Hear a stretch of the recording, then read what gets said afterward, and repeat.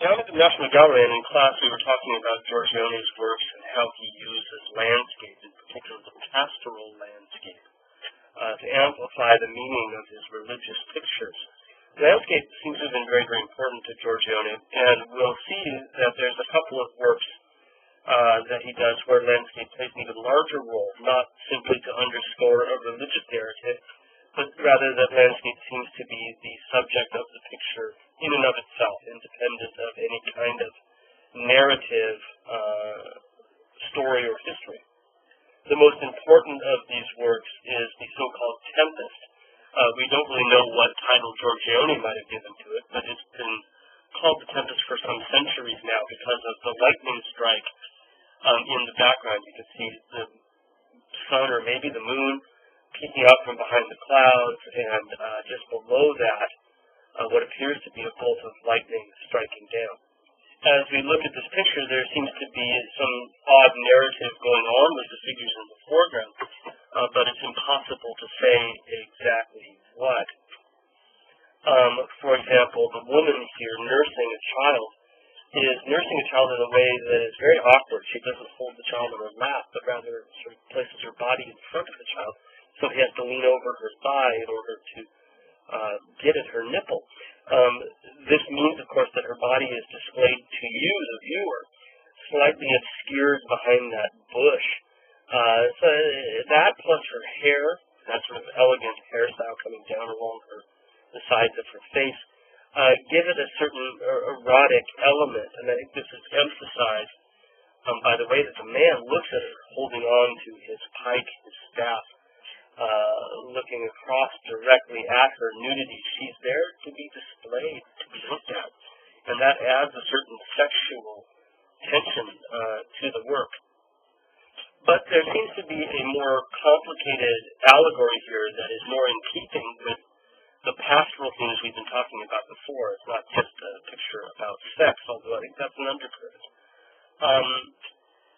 In many ways, we can look at her as being an allegory for nature itself. The fact that she's nursing a child suggests nurturing, which is what nature does to us all. She's in this tight grove, sort of back in the bushes there, as you can see, screened off from the city behind her. So perhaps she's not a real person so much as an allegory, if you will.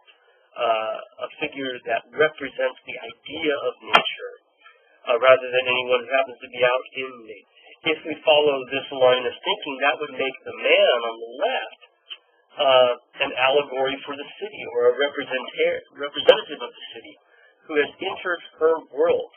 And I think this is a good way to read this picture, because you'll notice the bridge in the background that leads to a path that points us in the direction of where this gent is standing. He's left the city behind. He's come out into nature. And in many ways, he's looking at this naked woman, but what I think we're meant to understand is that he's looking at nature itself.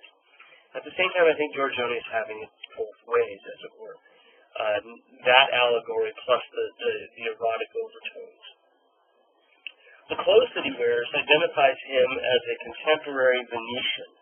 He's dressed like a late 15th, early 16th century Venetian. You'll notice the mismatched stockings, the fancy trousers, and this pirate shirt, if you will, with the shawl covering it.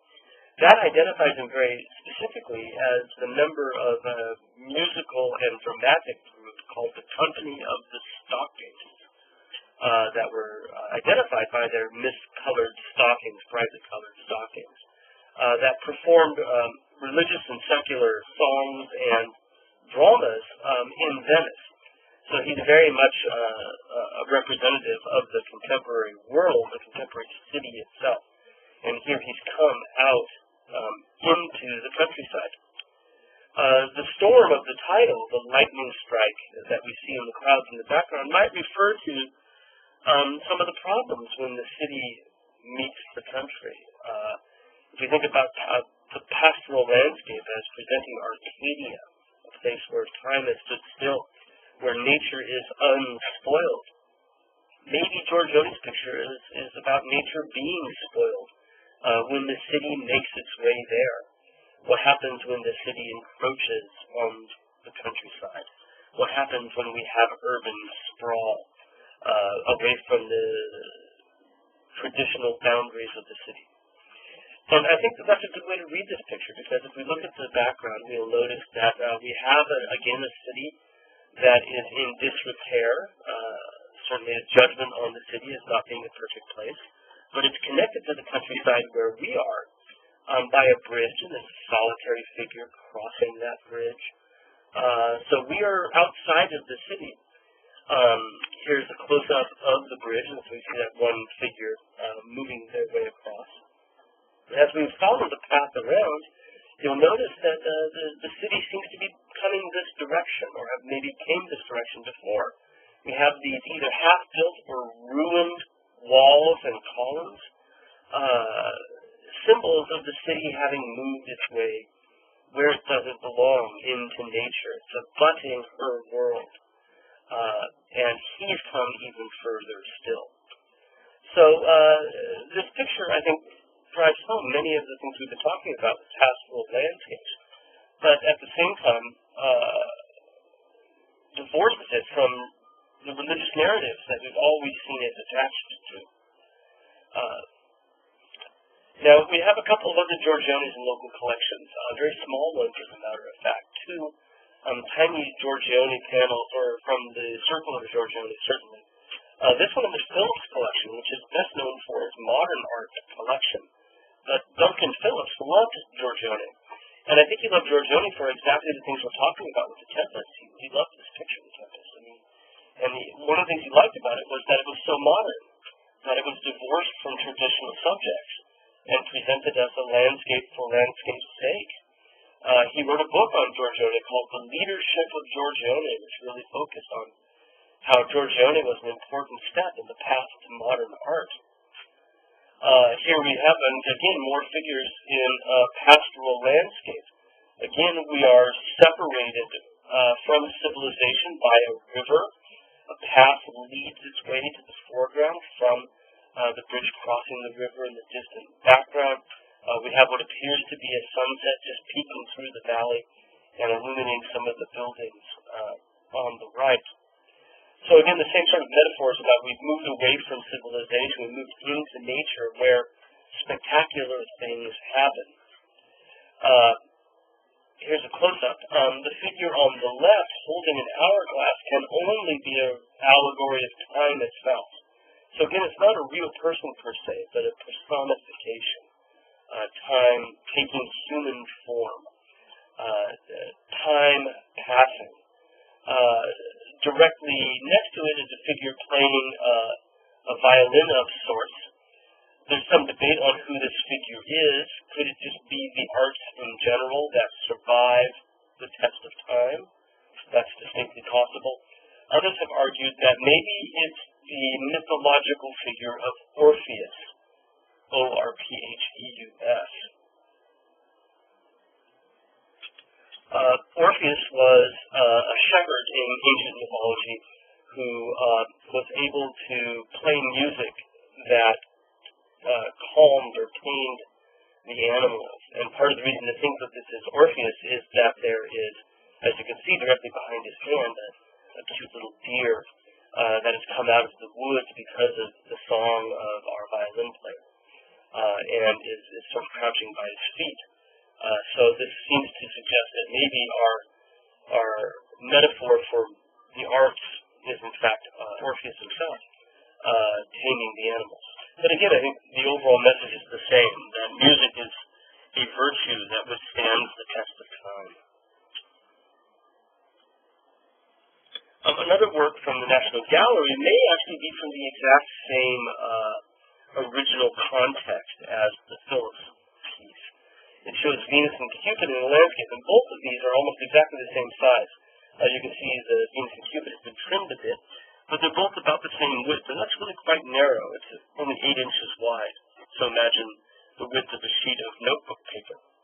You'll also notice that it has a very similar compositional arrangement, two figures meeting far from the city, in the center of the panel, the landscape breaking into the distance at a different time of day in each of the two of them, but the figures of a similar scale.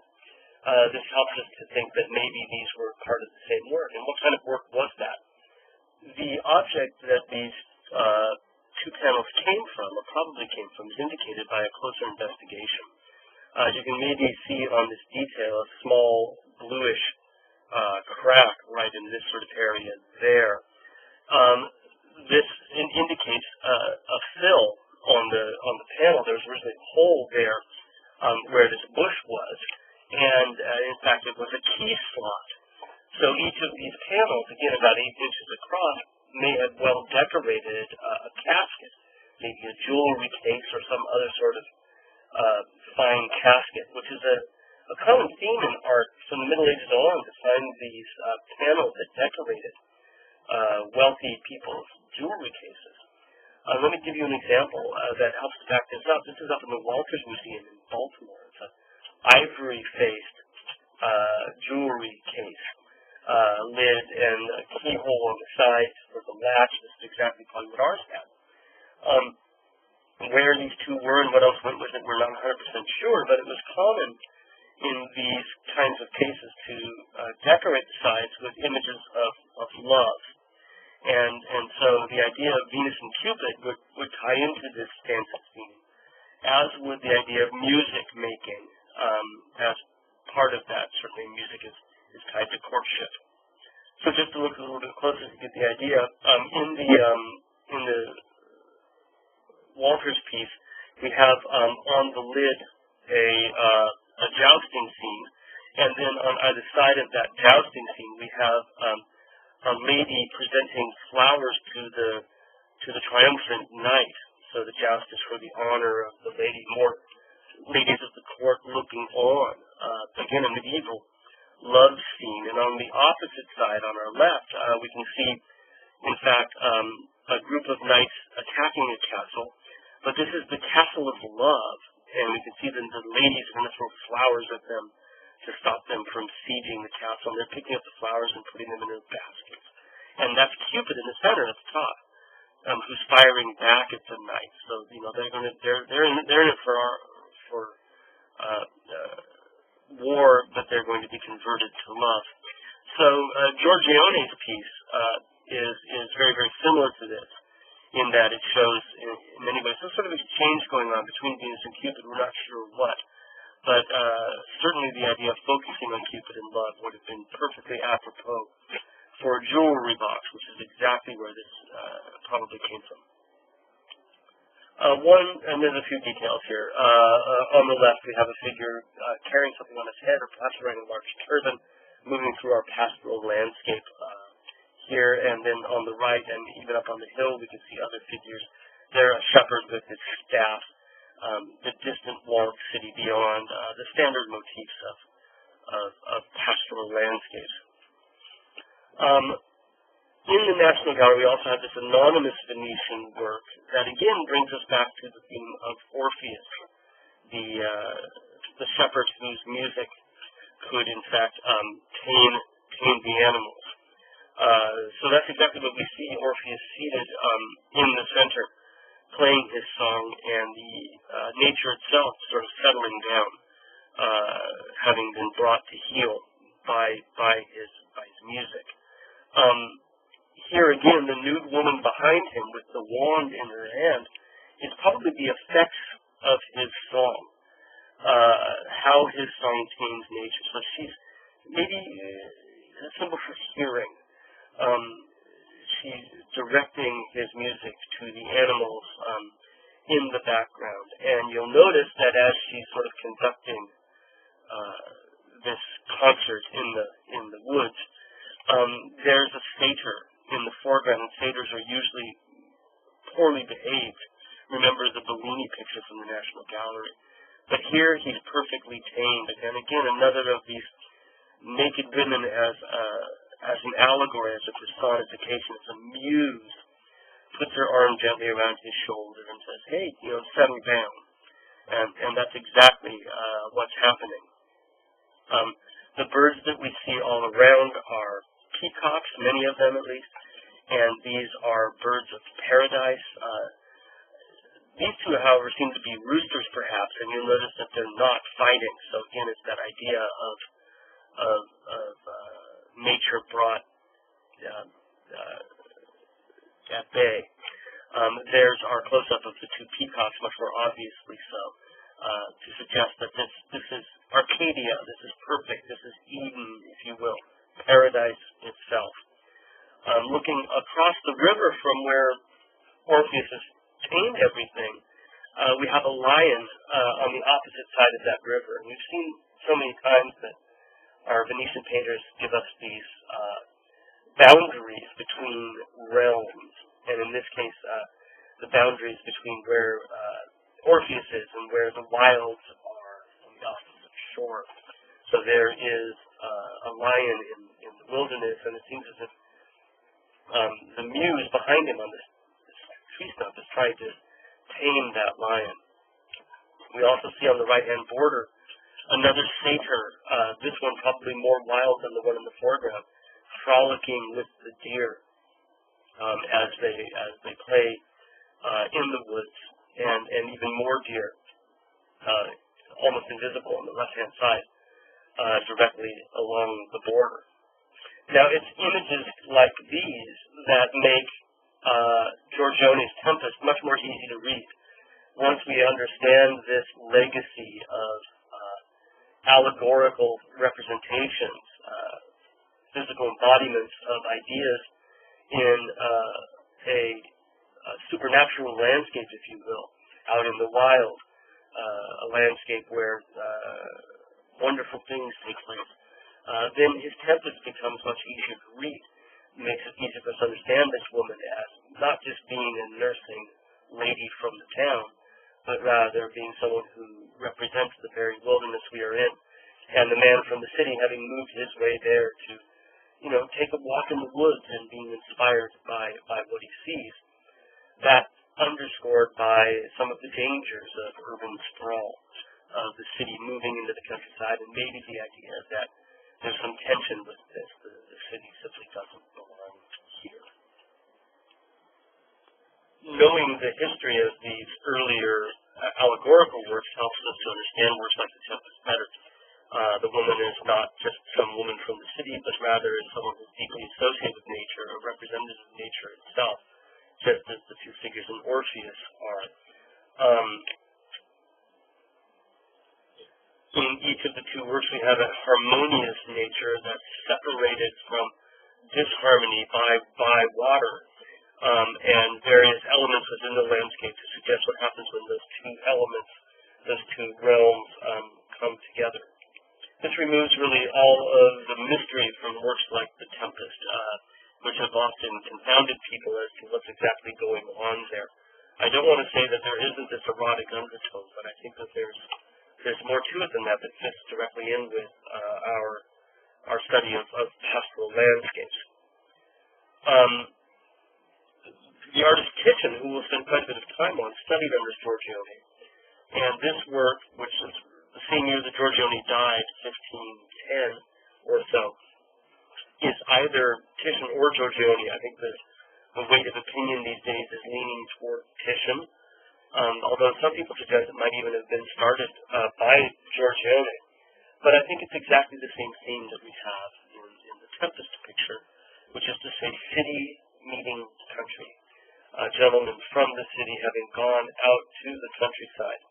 And again, typical for pastoral landscapes, we have these images that suggest civilization, a civilization that is in need of repair, but sort of at the edge of our visual field, removed from where we are.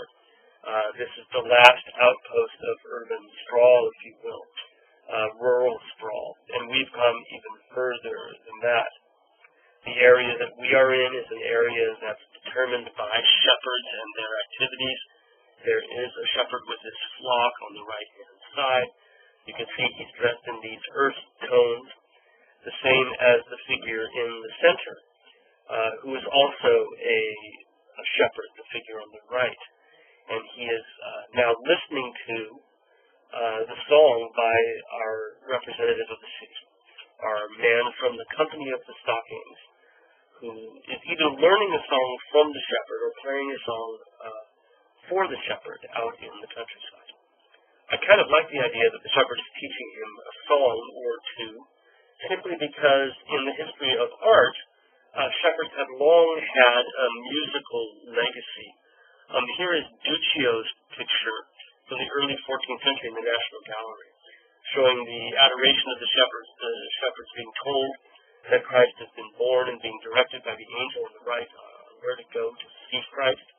And we see them with their flock as well, and you'll notice in this detail that in addition to